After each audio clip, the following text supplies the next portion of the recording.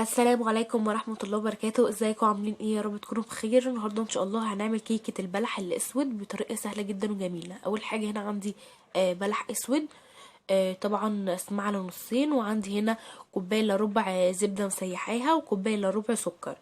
اول حاجة كده جبت الصينية، حطيت فيها كوباية الا ربع من الزبدة اللي انا مسيحاها، وحطيت كده رشيت السكر بالشكل ده كده على الزبدة اهو. تقدروا كمان تعملوها باي فاكهه انتوا حابينها، يعني مش بلح بس، ممكن تحطوا اي فاكهه.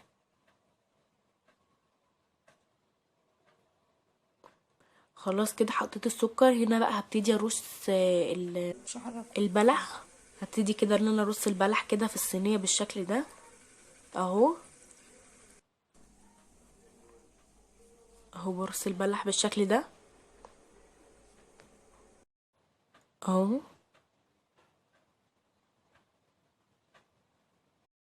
اهو ببتدي كده ان انا ارص كده البلح بالشكل ده في الصينيه اهو. عايزه اقول لكم اللي احنا عملناها بكل سهوله، ما خدتش معايا وقت خالص، وطعمها جميل جدا في الاخر بجد، وشكلها تحفه بجد. جربوها بالطريقه دي هتعجبكم جدا. اهو برص البلح اهو.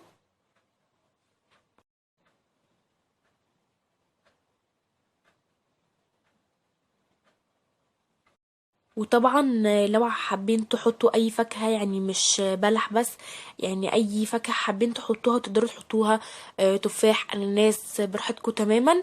اي فاكهة بقى بتحبوها. انا هنا عملتها بالبلح الاسود كانت تحفة بجد، يعني جربوها بالطريقة دي هتعجبكم جدا. اهو انا برص هنا تفاح بالشكل ده اهو.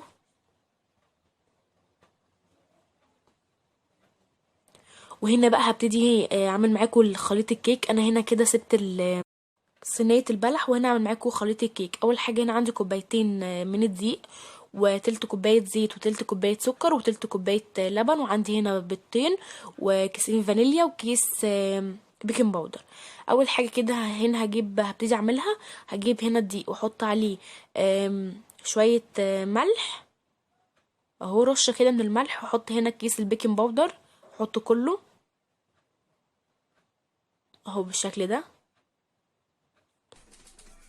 خلاص كده هنا حطيت البيكنج باودر. هنا بقى هبتدي اجيب السكر واحطه على الدقيق. دي تلت كوبايه سكر اهو. هبتدي كده ان انا احطها على الدقيق، وهجيب الزيت دي تلت كوبايه زيت برضو، هبتدي كده احطها برضو على الزيت والسكر. وهنا برضو تلت كوبايه لبن هبتدي احطها برضو. وهنا بقى هبتدي اجيب المضرب وهضربهم كل ده مع بعض كويس بالمضرب الكهربي او المضرب اليدوي العادي، اي حاجه متوفره عندك اهو. ابتدي اخلط كل المكونات دي مع بعض كويس اهو.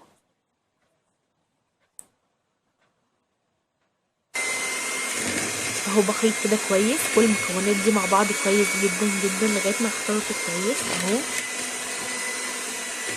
زي ما قلت لكم مضرب يدوي، مضرب كهربي، اي حاجه براحتكم تماما اهو. خلاص كده نخلطهم مع بعض كويس. هنا بقى هبتدي اجيب بقى البيضتين، وهبتدي احط عليهم البيضتين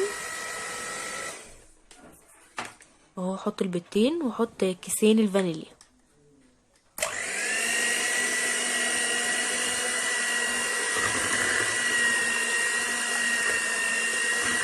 طبعا يتاكدوا كويس اللي كلهم يتخلطوا مع بعض كويس ومفيش اي تكتلات من دي. بعد كده هنبتدي نحط البيضتين معاهم الفانيليا. طبعا احط الفانيليا عشان الزفاره. هبتدي احط البيضتين مش اهمت عارفه امسك ده وده اهو. مش عارفه امسك ده تاني.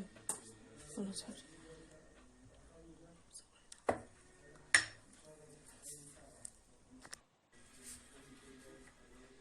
اهو احط البيضتين معاهم الكيسين فانيليا طبعا عشان الزفاره.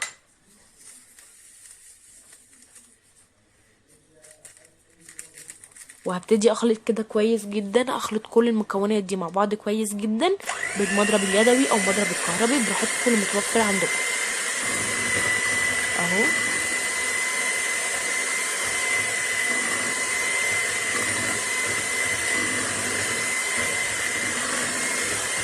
اهو بالشكل ده. بخلط كل المكونات دي مع بعض كويس جدا اهو. اهو بخلط كل المكونات دي مع بعض كويس جدا بالمضرب اهو.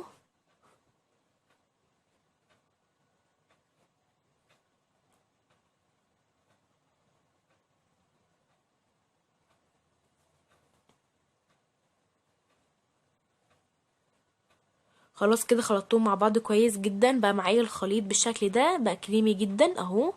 هنا بقى كده هجيب الصينيه اللي انا كنت رصه فيها البلح، وهبتدي احط فيها كده خليط الكيك اللي احنا عملناه مع بعض بالشكل ده. احطه كده عليه اهو.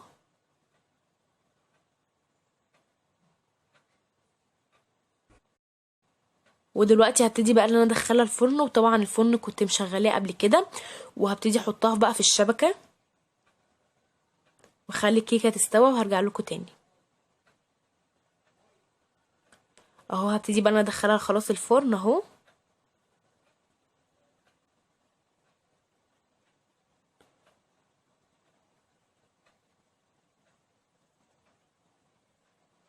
خلاص، وده شكلها بعد ما طلعتها من الفرن. بصوا شكلها وطعمها بجد يعني جميل جدا، جربوها بالطريقه دي هتعجبكم جدا. هبتدي بقى انا اقطعها معاكم حته، وهبتدي ان انا اقدمها معاكم.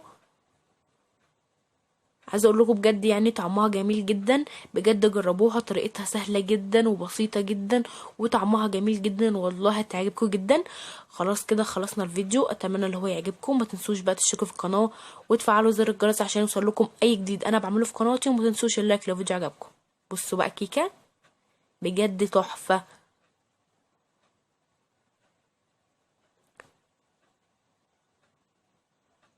خلاص كده خلصنا الفيديو.